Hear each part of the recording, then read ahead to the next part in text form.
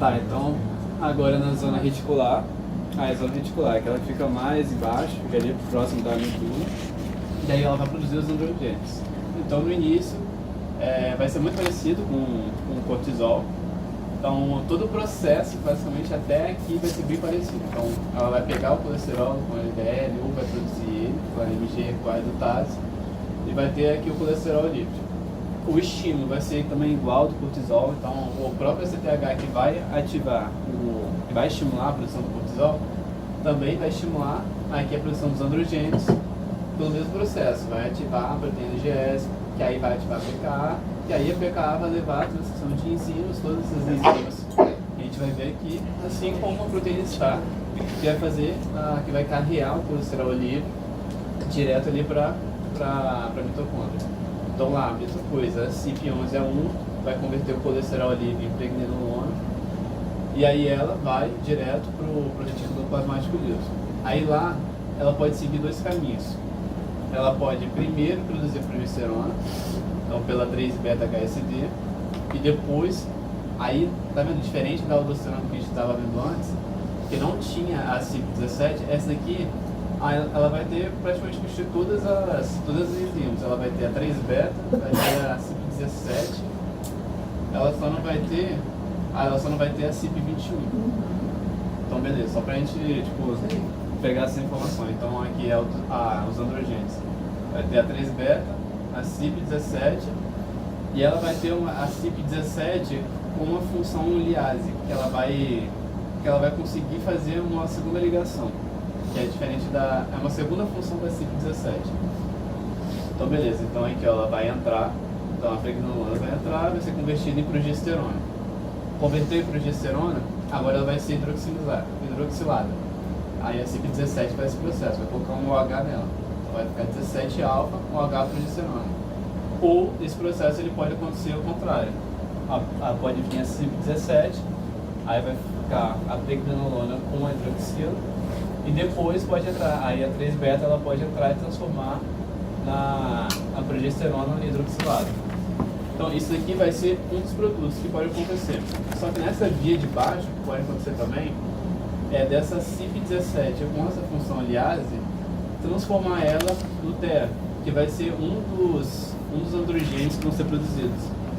Mas também, se ela continuar o processo igual que estava nessa via aqui de cima, tanto na via de cima quanto na via de baixo, ou seja, ela tem que ser transformada em progesterona e depois hidroxilada, ou o contrário, tem que ser hidroxilada e depois produzir progesterona, ela vai ter esse substrato aqui, que aí quando ele for convertido pela CYP17, ele vai se transformar direto no androstenediona.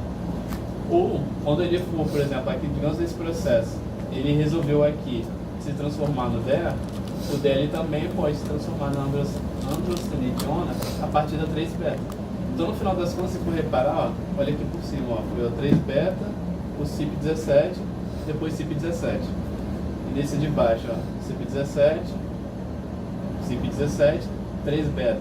Então, no final das contas, o CYP17, o 3-beta e o CYP17 com a função aliase, eles vão atuar também nas duas vias. A única diferença é que eles vão atuar em momentos diferentes.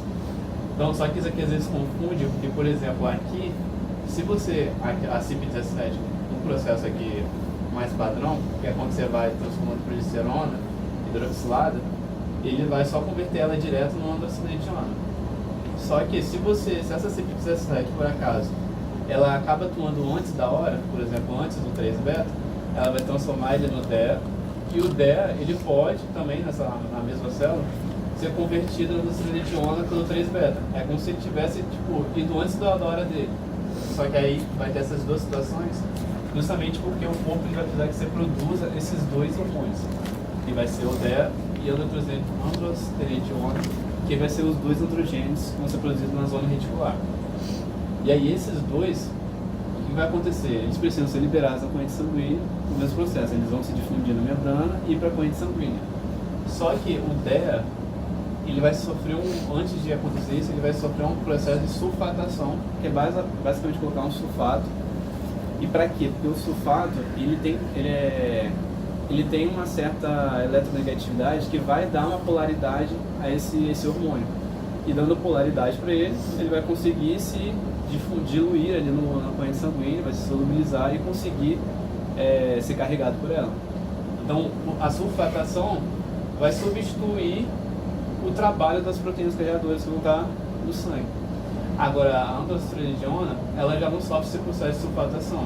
Então, ela precisa se ligar à albumina ou à proteína SHBG, que vai ser uma outra globulina que vai estar relacionada aos hormônios sexuais. Então, é GB de globulina, hormônios sexuais. Então, ela vai se ligar a esses hormônios aqui.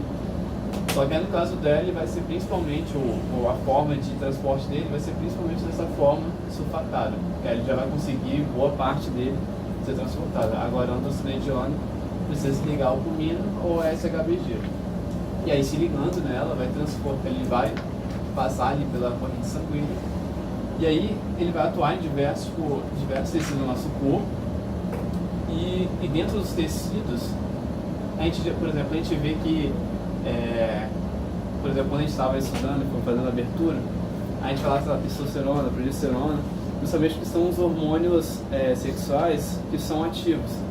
Agora, a androstenediona e o DEA, eles não são uma forma ativa, eles precisam, quando eles chegam no tecido, eles precisam ser transformados na forma ativa do hormônio sexual.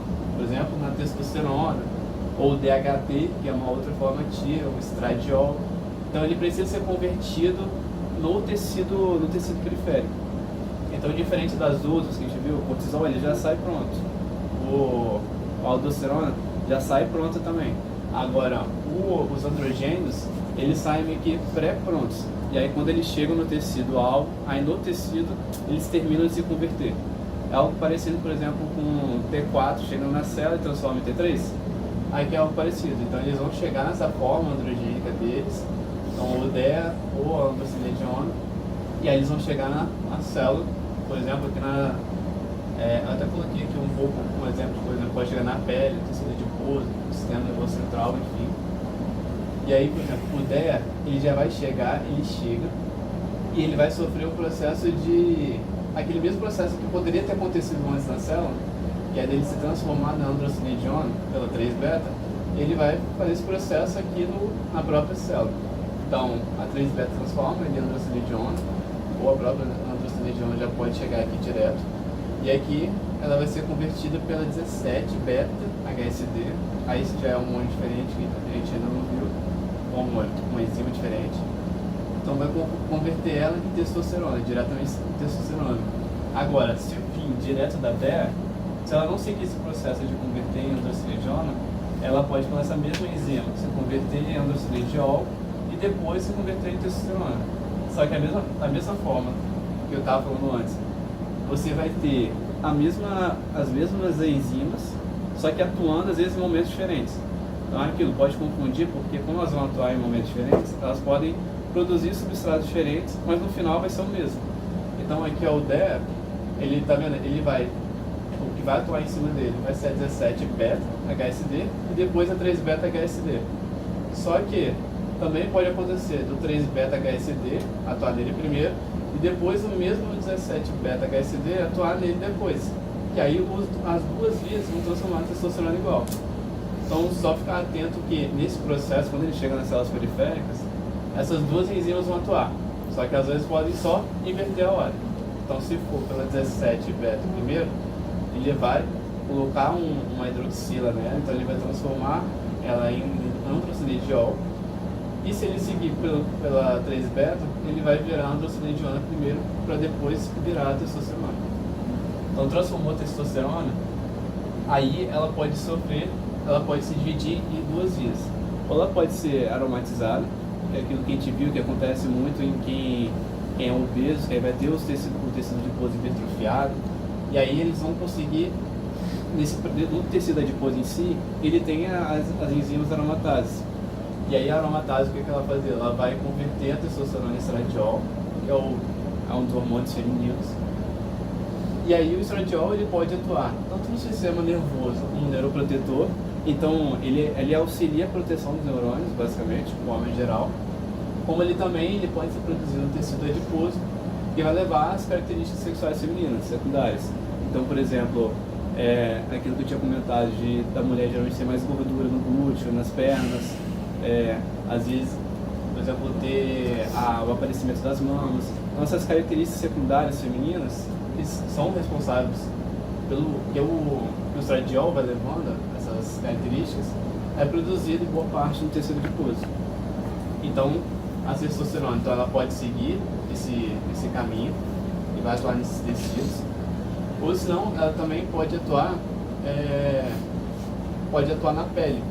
E aí na pele, que vai ser mais no caso dos homens, os homens, eles, a maior parte do trajeto assim, dos homens nessa via reticular, ele vai seguir mais essa via aqui da testosterona e DHT.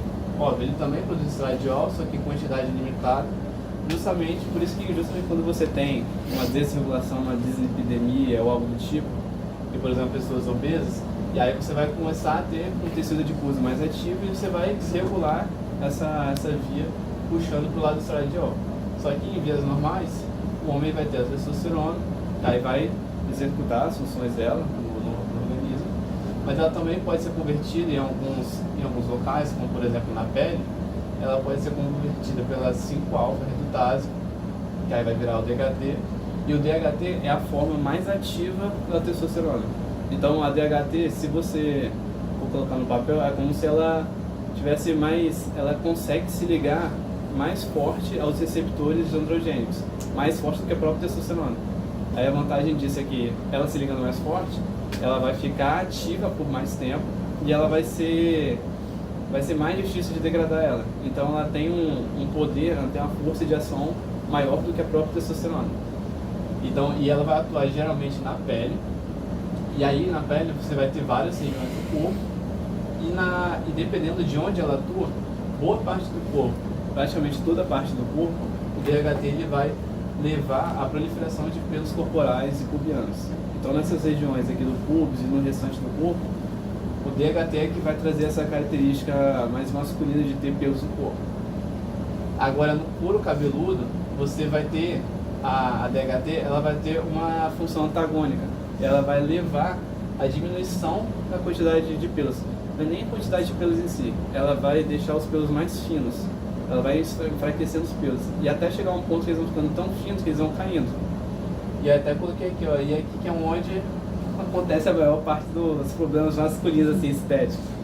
E aí é a calvície. Ou senão a alopecia androgênica, se quiser falar um nome mais bonito. E aí então o DHT ele vai regular toda essa parte dos pelos, do cabelo nos homens.